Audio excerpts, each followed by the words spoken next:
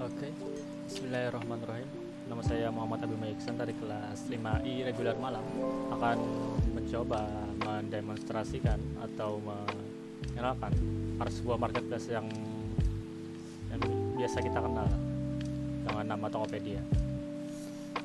Saya akan memenuhi tugas yang diberikan oleh Bapak Hasan, yaitu yang pertama, saya akan menjelaskan materi dari EMK. Oke, saya langsung mulai saja. Pengertian EMK.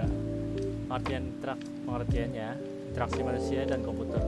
Interaksi manusia dan komputer atau dalam bahasa Inggris Human Computer Interaction atau disingkat dengan HCI adalah disiplin ilmu yang mempelajari hubungan antara manusia dan komputer yang meliputi perancangan, evaluasi, implementasi yang terbuka pengguna komputer agar mudah digunakan oleh manusia. Ilmu ini berusaha menemukan cara yang paling efisien untuk merancang pesan elektronik. Oke. Selanjutnya saya akan mereview web marketplace atau website yang meliputi sejarah website tersebut, perkembangan, proses interaksi, jabatan, komen, serta mengomentari dan memberikan saran. Pertama adalah sejarah dari Tokopedia. Tokopedia resmi diluncurkan ke publik pada 17 Agustus 2009 di bawah naungan PT Tokopedia yang didirikan oleh William Tanuwijaya dan Leontinus Alpha Edition pada 6 Februari tahun 2009. Sejak resmi diluncurkan, PT Tokopedia berhasil menjadi salah satu perusahaan internet Indonesia dengan pertumbuhan yang sangat pesat. Pada tahun 2016, Tokopedia menghadirkan produk teknologi finansial. Produk vintage Tokopedia terdiri dari dompet digital investasi terjangkau, kredit modal bisnis, kartu kredit virtual, produk proteksi, scoring kredit berdasarkan data untuk produk pinjaman, investasi, serta layanan keuangan lainnya. Pada tahun 2017, Tokopedia meluncurkan produk Deals untuk membantu masyarakat Indonesia mendapatkan penawaran terbaik dari 8 kategori termasuk travel dan activity. Produk ini dimaksud untuk membantu bisnis offline melebarkan sayap mereka secara online melalui Tokopedia. Oke. Selanjutnya sejarah sudah, perkembangan website Tokopedia ada dari dua segi.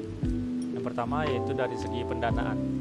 Tokopedia mendapatkan pendanaan awal dari PT Indonesia Duitama pada tahun 2009. Pada tahun-tahun berikutnya, Tokopedia kembali mendapatkan suntikan dana dari pemodal Ventura Global seperti East Ventures tahun 2010, CyberAgent Ventures 2011, NetPrice 2012, dan SoftBank Ventures Korea tahun 2013. Pada Oktober 2014, Tokopedia menjadi perusahaan teknologi pertama Asia Tenggara yang menerima investasi sebesar 100 juta US dollar atau sekitar 1,2 triliun dari Secure Capital dan SoftBank Internet dan Media Inc. atau SIMI. Oke, pada tahun 2016, Tokopedia kembali dikabarkan mendapatkan investasi sebesar 147 US dollar atau sekitar 1,9 triliun rupiah. Pada bulan Agustus 2017, Tokopedia menerima investasi sebesar 1,1 miliar US dollar dari Alibaba yang merupakan raksasa e-commerce asal Tiongkok. CEO Tokopedia, William Tanuwijaya, mengatakan kucuran dana dari Alibaba ini merupakan investasi murni dan bukan mengakuisisi Tokopedia. Bagi Alibaba, keputusan ini merupakan strategi agar semakin memperluas jaringannya di Indonesia dan Asia Tenggara, sehingga setelah sebelumnya membeli saham Lazada pada tahun 2018. Tokopedia kembali mengumumkan telah berhasil mendapatkan pendanaan senilai 1,1 miliar US dollar atau sekitar 16 triliun rupiah dari sejumlah investor. Seri pendanaan tersebut dipimpin SoftBank Vision Fund dan Alibaba Group.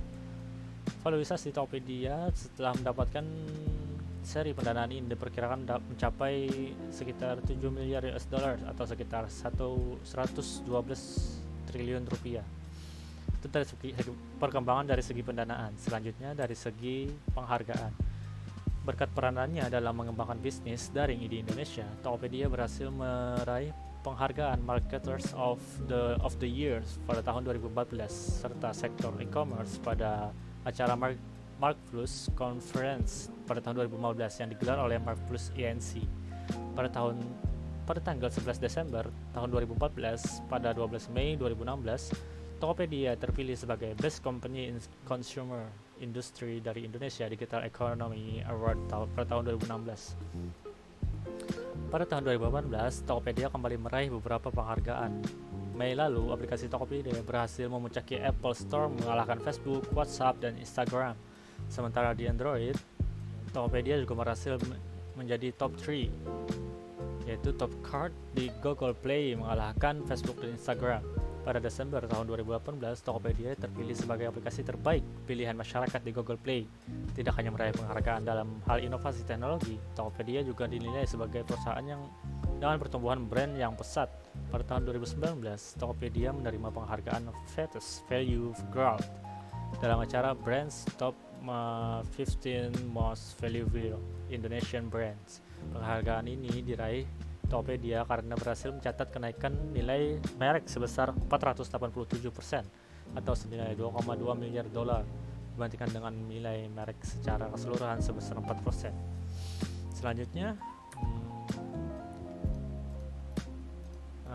sejarah perkembangan sudah, proses interaksi. Oke, saya akan menjelaskan alur belanja di Tokopedia seperti apa ya. Kita masuk ke Google. Ini saya sudah masuk ke tokopedia.com. Lalu kita cari saja di kategori. Enaknya di Tokopedia yaitu Tokopedia bisa memberi kategori kita. Misalnya ingin membeli buku, perawatan tubuh, film, musik, pertukangan, dan lain-lain. Misalnya saya ingin membeli buku misalnya. Pertama kita cari dulu. Ini seperti ini tampilan Tokopedia ya. Oke, bisa dilihat ini banyak sekali jenis-jenis bukunya ya, dari buku anak, fashion, serta dan lain-lain. Saya mau beli buku ini, No Limits. Oke, kita bisa membelinya langsung atau memasukkannya dalam keranjang.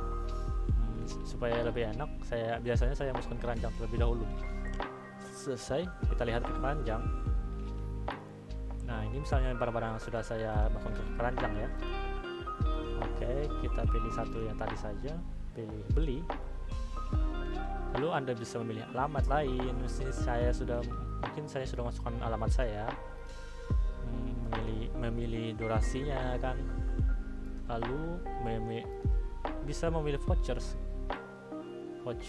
Ini misalnya tidak bisa dipakai ini karena mempunyai syarat dan ketentuan berlaku.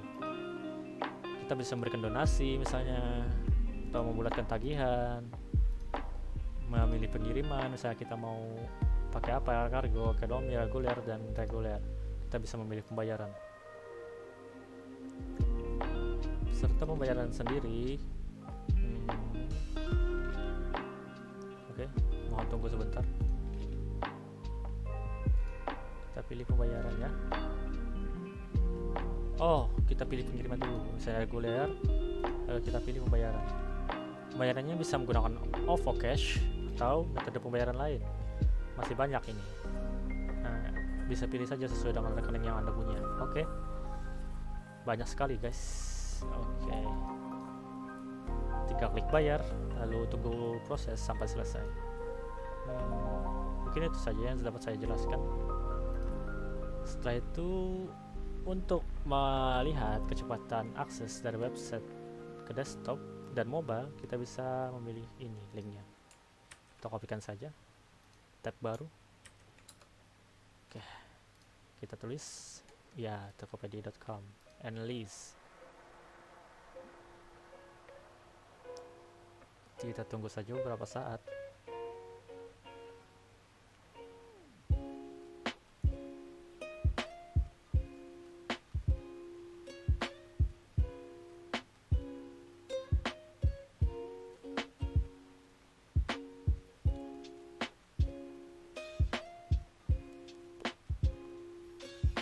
Prosesnya agak lama ya. Di sini kita bisa melihat kecepatan akses Tokopedia dari desktop ataupun lewat handphone. Linknya bisa dicatat ya.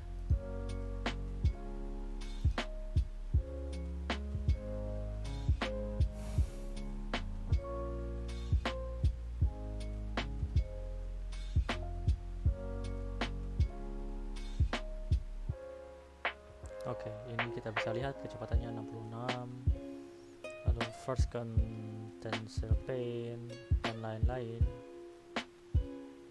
Sangat detail sekali ini musiknya dari mobile, kita lihat dari desktop. Oke, error ternyata. Kita refresh, kita tunggu lagi beberapa saat ya.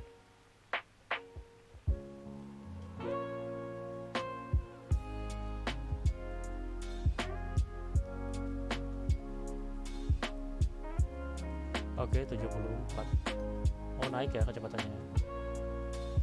Oke, nice. Oke, selanjutnya oke, saya akan mengomentari perpaduan warna ya. Keluar dari halaman,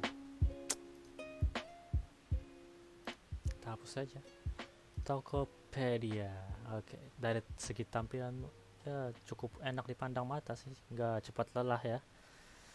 Dari perpaduan warna hijau, hitam, dan putih ini kita bisa lebih enak sebenarnya untuk memilih-milih barang yang ingin kita cari. Mungkin kurangnya itu saja ya, nggak ada mode darknya itu yang misalnya hitam gitu kan. Bagi saya ini cukup memuaskan, cukup ya bagus ya.